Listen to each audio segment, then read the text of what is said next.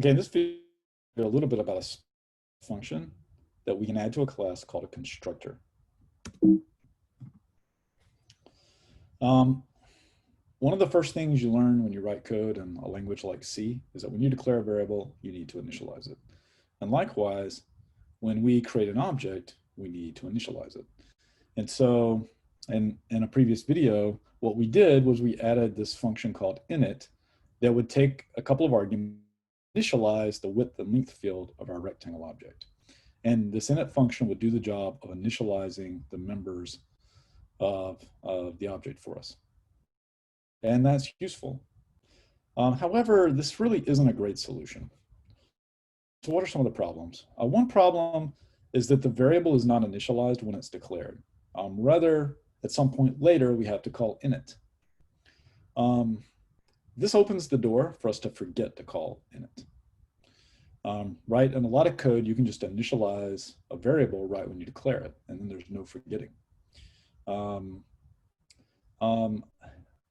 Even though we have to call initialize later, this maybe isn't that bad for local variables, but it's actually pretty bad for globals. I'm going to show you why in just a second. Also, this has poor readability. Every class could name their initialization function something different. And then a user of that class might be looking at the code trying to figure out, what do I do to initialize this object? And it's just confusing. Okay, so those are some of the problems. Let me illustrate the problem with the global. Let's say I declare a rectangle object as a global, and I'll call it global R. Now, because this global is declared outside of a function, I can't call the init function here. It's not allowed, it's illegal. You can only call a function, even a member function, from within another function, like main. So even though it'd be tempting to just stick global r.init call right after the declaration, that would be illegal, and that would generate a syntax error. That is not allowed. So what I have to do is move it down here into main and call it here. Okay, but because I wasn't paying close attention, I introduced a problem in my program. I try to print out the area one line before I do this initialization. And now what that means is that my initialization is too late and my printf is going to have a bug. Now, obviously, this is a contrived example to point out a slight problem in this code. Okay, but it doesn't take, it doesn't take much imagination to realize there could be worse problems than this that arise from not being able to initialize my object right there. And you might say, well, it's such a bad thing to just call this init function right at the beginning of main, right? Just take this global r.init and stick it up here right at the beginning of main. Well, yes, that's not that hard here in this code. But sometimes when you're building code in a large project, you actually don't have access to main and you can't modify main. And so, what do you do then? Right? You have to find some place where you can change the code to initialize your global object, and it might come too late for when you need it to be initialized. Okay, so this is a problem, and we want to fix this problem. And fortunately, C++ has a really good solution for this. And it's called a constructor, a class constructor. And this class constructor is a special member function that is put there to initialize an instance of a class on declaration.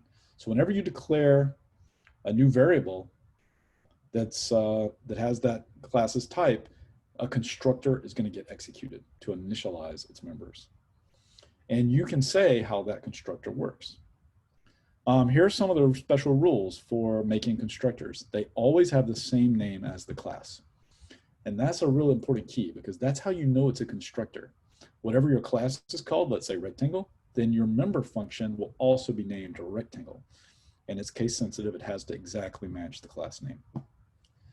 It can have no return type. The idea there is that it shouldn't be returning anything different because what it's doing is initializing the object. The object is the return, right? So it has no return type or value. However, it may take no arguments or it may take many arguments. This just depends on what you need to do. For the rectangle, we wanted to take arguments so we can initialize the length and width, but it doesn't have to take arguments. If you know how you want to initialize your object without arguments, that's fine. So let's take a look at a rectangle constructor. So inside our class rectangle now, we got rid of that init function. We're not going to need it anymore. and we add a member function that has the same name as the class, right? So this is class rectangle. So this member function is called rectangle. And we want our member function to take, two integers so we can initialize the length and the width accordingly. And so we just specify it takes 2 ints, and then the body of this function is just like our init function was before. Okay, now the neat thing is how we invoke it. When we want to call this constructor, what we do is right here where we declare the object, we just place parentheses right after the variable name r and pass in the 2 integers we want to pass in, 5 for width and 10 for length. And the compiler knows that what we want here is a new variable called r of type rectangle, and we want it to run this constructor that takes 2 integers as arguments. And now it's going to initialize the object for us. And this is going to work whether we have a local variable or a global variable. It doesn't matter where we declare the variable, we can always use that constructor using this exact same notation. So I've gotten rid of my problem that I had before. So up here where I have my global before main, now I just, if I want to initialize the length and width to 1 and 1, I just put them in parentheses right after the variable name, and now it's going to call my constructor and initialize them. And when I try to print out the area of that global rectangle, it's going to work because I know the constructor is guaranteed to run before main starts executing. This constructor will run before main starts running. Okay, so some things to remember about constructors. Class constructors are special member functions that initialize an instance of a class when it's declared. Any member function with the same name as its class is a constructor. Constructors have no return type or value. They may take no arguments or many arguments, depending on what you need for your class. And a class can have many constructors as long as they all have different arguments.